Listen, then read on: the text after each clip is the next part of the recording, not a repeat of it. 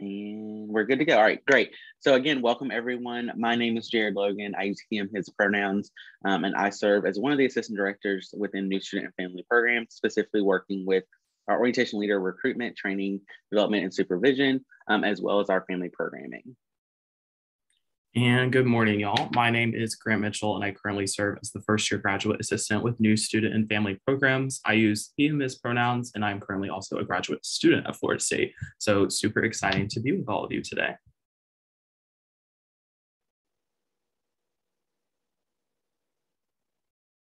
All right, so this is our agenda. Some of the things we're going to cover with you all. First, we're going to talk about who is New Student and Family Programs, why should we become an OL, what is an orientation leader in OL.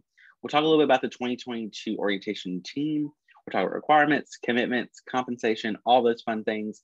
We'll also cover the timeline and the interview process, and then of course, leave some time at the end for you to ask any questions that you may have.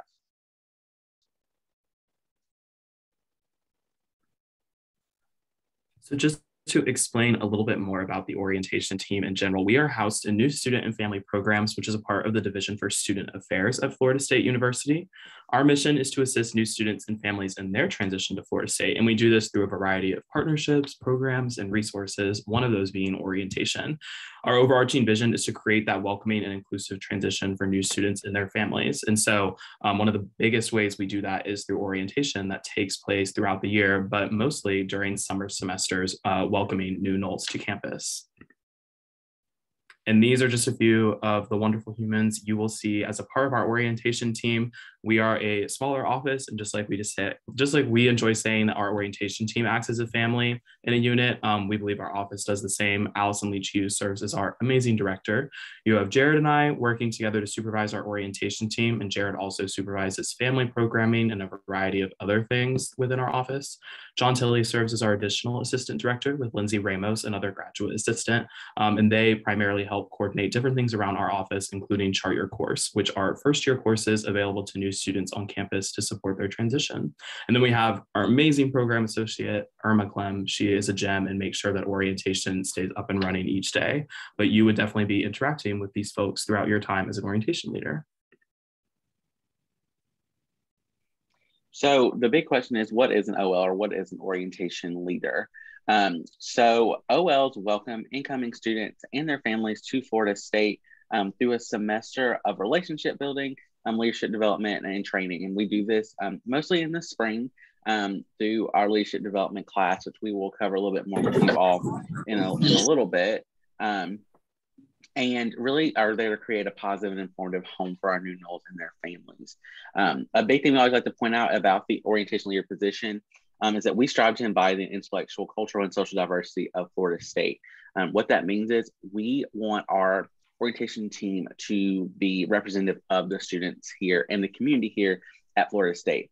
So there's no ideal background, personality, or involvement to be an orientation leader.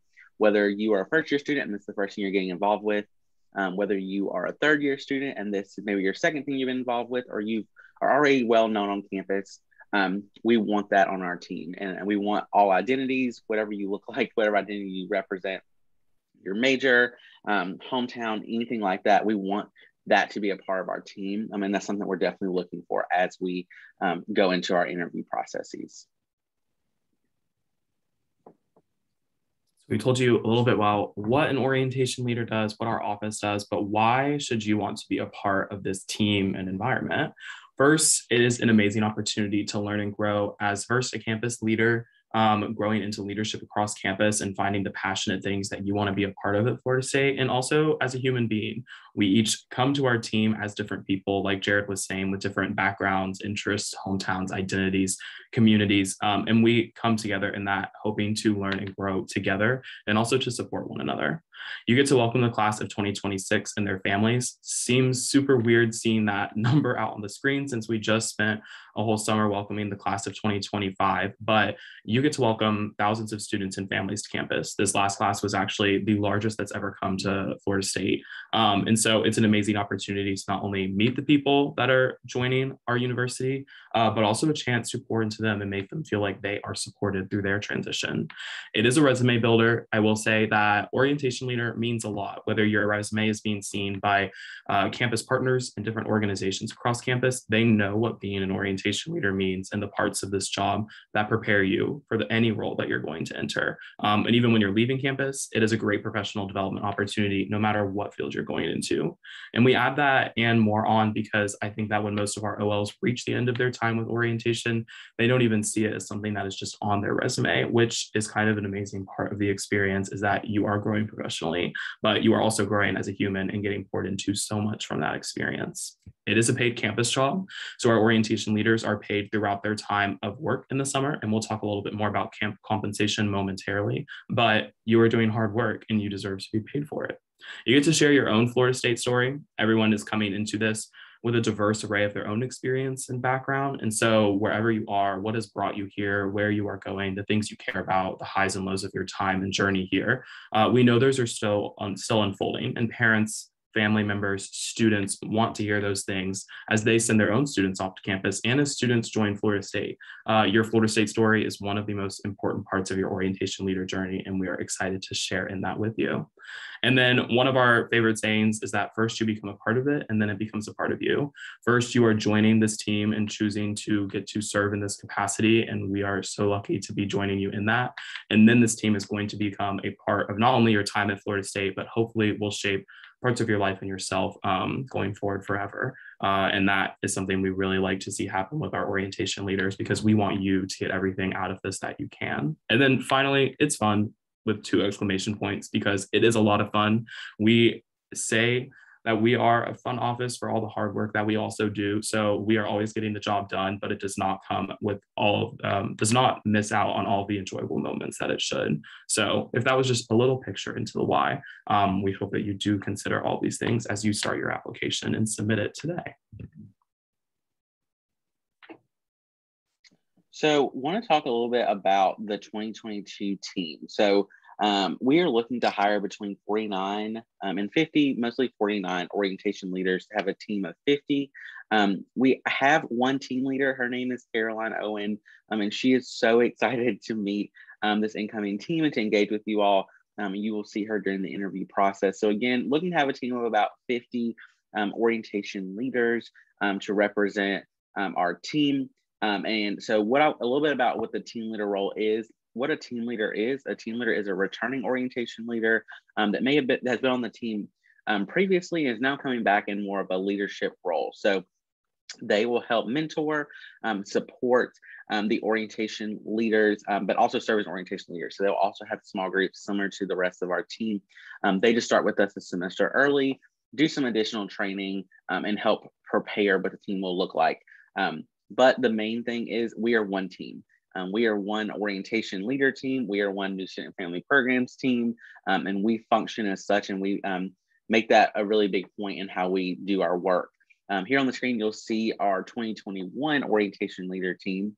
Many of them may have been your orientation leaders, maybe they're your friends, whatever that is, but they are so excited for you to continue the legacy of the orientation leader position. We've talked a lot about what being an OL looks like and all those different components. So we're going to spend a little bit of time now walking through the application and interview process. Some of these things may look familiar. Hopefully you've seen the orientation leader position description. And so we don't walk through every single component of that application and all the things that are required. However, we like to hit some of the highlights just so you feel like you have a better gauge of what's going on. So in order to apply, we do have a GPA requirement for first year students coming onto campus. This looks like a 3.75, so that could be your high school GPA. And then for second year higher students, you can use your Florida State GPA, and that should be a 2.75. You should be a full-time student taking full-time course load and good academic and judicial standing with the university. You cannot graduate before May 2023, and we say that because we ask our students to stay on with us through May 2023. Obviously, the heaviest time of that workload is really this upcoming spring semester when we go through training and development together, and then summertime when you are living on campus and working orientation sessions. But we have a few orientation sessions, we have a few fun campus events that pop up throughout the year, and we love for our orientation leaders to help with those things. And then finally, we ask that you do not take classes during that summertime. Being an orientation leader is a busy job. It is why it is a paid job. And it is why it is one of the most fun commitments you can be a part of on campus. We do want to communicate that there's a big star on all of these things. If you have a concern, a question, a comment, do not automatically rule yourself out because you feel you don't meet one of these things. Please reach out to us. We would love to have a conversation with you. Even though the application is closing today, send that email and let us know what we can answer for you and how we can support you in applying, because we want you to submit an application. So specifically that last point about summer classes, if you know you have a 1-credit course for your major you have to take, or if you see a course that you at least want to discuss and see if there's any possibility there of taking it, please reach out. We would love to chat more with you.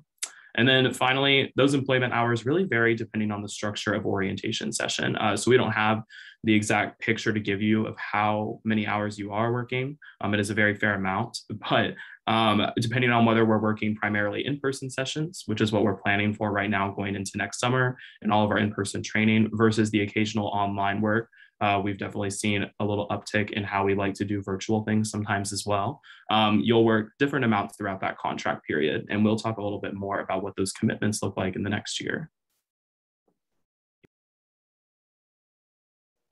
All right, so next up is our time commitment. So the first time commitment you'll see here is our fall or OL dessert reception.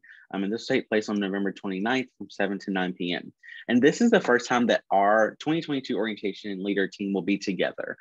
We want to celebrate you all. We want to celebrate our team and get everyone excited and go over some things that you all should know if selected going into the spring semester.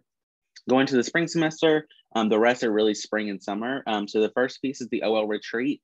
We do go on a retreat. It'll be January the 14th through the 17th. So it is the weekend.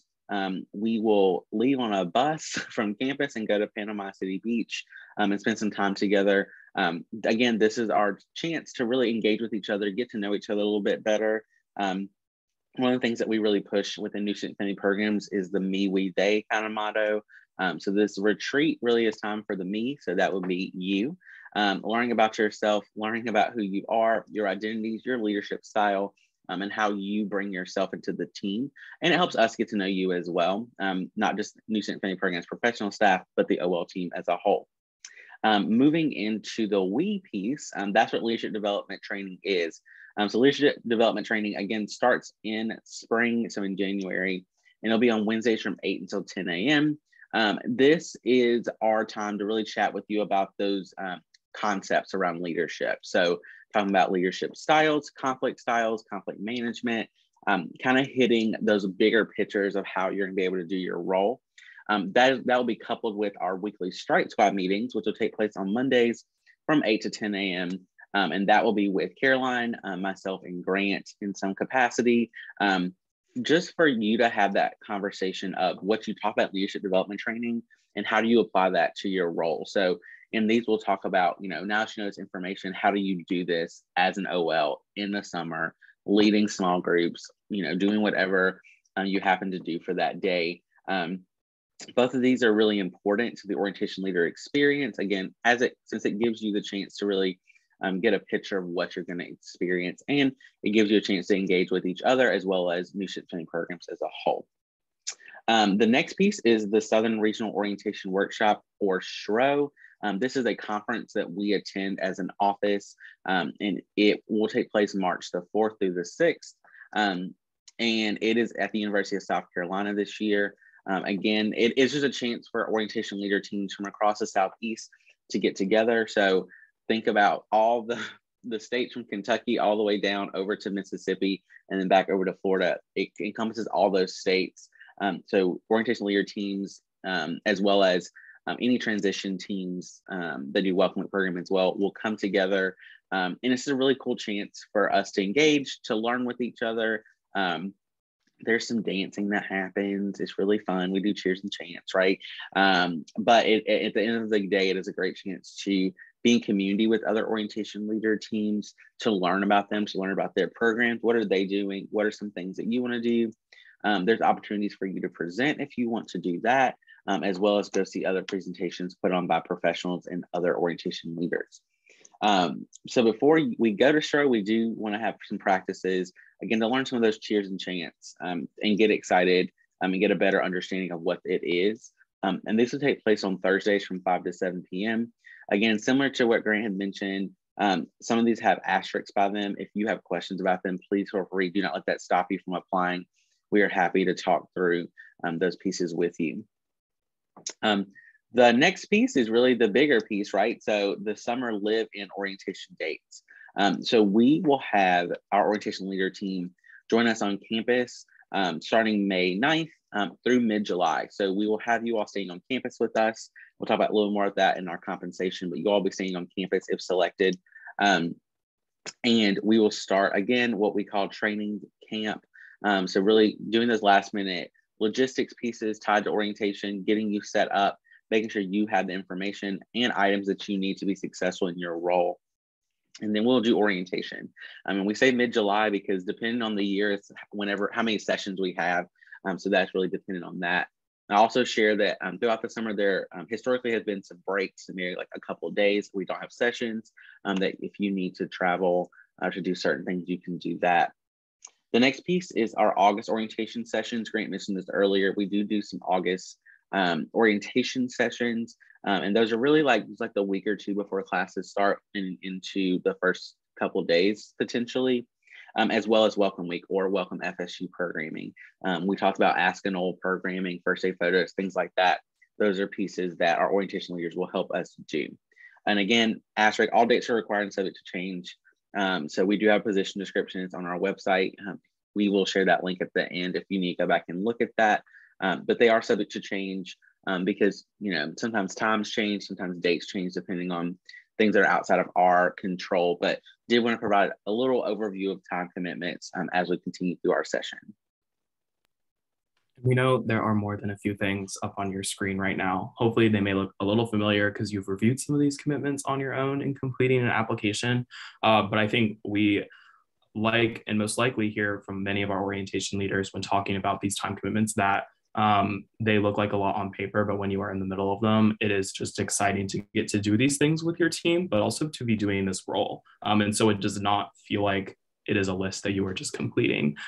So if you are sitting here like, wow, that is a lot of stuff on the screen.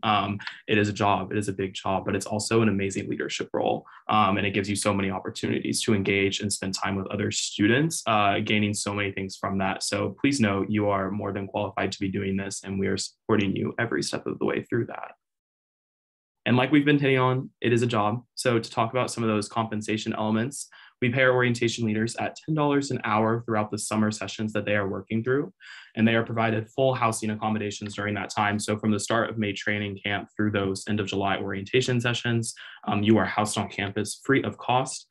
Typically this has happened in Wildwood, I believe, but our residence hall location kind of changes just depending on the year. But you are staying on campus throughout that time, as Jared kind of mentioned. We have 3 different shirt options that you're receiving and some other merchandise you get. The most probably familiar one of that is the iconic striped polo that our orientation leaders wear, because it is the stripes for us, and we know that it can be the stripes for you. And then finally, we do have some meals throughout the summer. Specifically when you're working orientation sessions, they are long days, and we want to make sure that you are fed and given the nutrition you need to keep on powering through your days and being the orientation leader you are.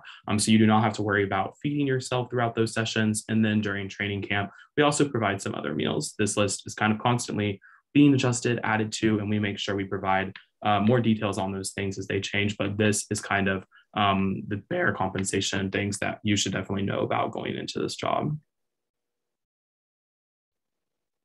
So we kind of talked about why, the what, some of the time commitment. Now let's talk about the application process. So, so for the process, the first thing you need to do is attend an info session. You're doing it. You're here. We're excited. The next piece is complete your online application. It does close today at 11:59 p.m. So please make sure you get your applications in before that time. After that, be sure to start checking your email for interview invitations. The first set of interviews will be our group interview, what we call our Garnet Round group interviews, and these will take place in October. They actually take place next week. So we will have folks sign up for those in a timely manner. And then after the group interview, if offered, we will move on to our Gold Round individual interviews. These are for those students that we want to hear a little bit more for, and we'll continue to move through the process with us, and that will take place in November.